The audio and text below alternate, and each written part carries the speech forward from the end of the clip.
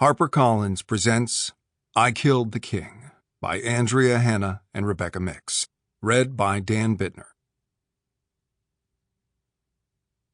For Sam and Violet, you can read this one. And for Aunt Diane and Uncle Dusty, because you've read every book I've written, even the terrible ones. Pantheon of the Divine 12.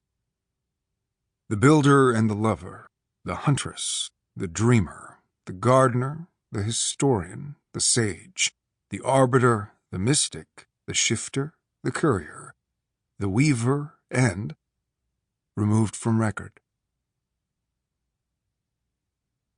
Chapter 1. The King. King Costis has miscalculated. Voices rumble from below as Costis strides through the modest stone halls of Castle Avendell. It's an old building, older than the Vernival lineage itself. As a boy, he dreamed of replacing the floors with shining marble, like that mad fool to the south did before he declared war and brought all of Costis's plans to ruin. Had he more time, Costis would have redone the grounds next, ripped up his mother's gardens, replaced them with saplings of oak, cedar, and elm. Something to withstand the approaching chaos, something to last. But that was before, when Costis had assumed his reign would span decades. Now he'll be lucky to see dawn. In his mind's eye, he sees the cause of his dread, curled on his pillow, petals damp, a single winter lily. Costis shudders and hurries around a corner. Gaudy silk banners wave overhead.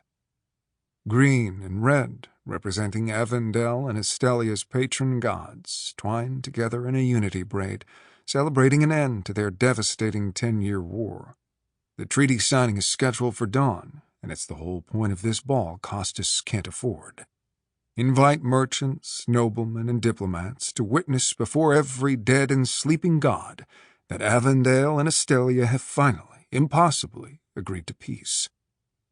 It will all be for nothing now. At the castle gate, guests arrive, nobles, performers, and scholars in their finest livery, pouring in like hungry ants. Costis ought to greet the new arrivals, but any one of them could be the enemy. He cannot risk it. When the pastry chef approaches, Costis flinches and stumbles back, but she only wants to know if he'd like raspberries or blueberries placed on the lemon tarts. Behind her, two servants rush to the windows, breath fogging the glass. "Look," one says. "Snow! This late in spring?" Costis walks faster. Two guards are posted outside his private chambers.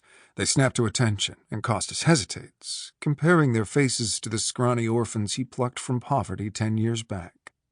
He can't help but notice the swords at their hips and the muscle cording their forearms. They look as Costis remembers, he thinks. Costis clears his throat. "You're dismissed." The guards frown. They glance at each other, at their king, then back to the door. Costis forces himself to smile. "They've just finished the lemon tarts. Get some before the prince pinches them all for himself." After another moment's hesitation, they bow and murmur gratitude.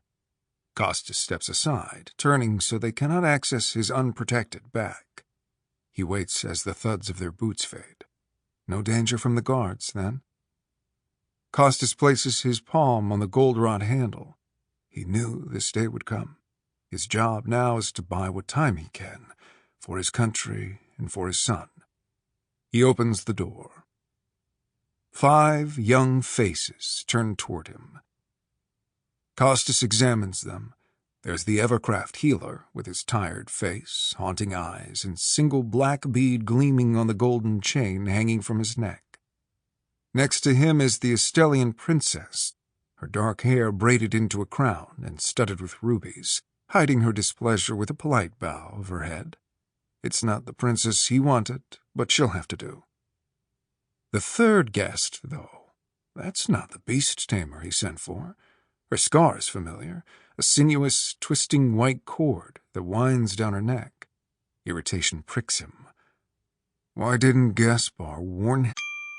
Sample complete. Ready to continue?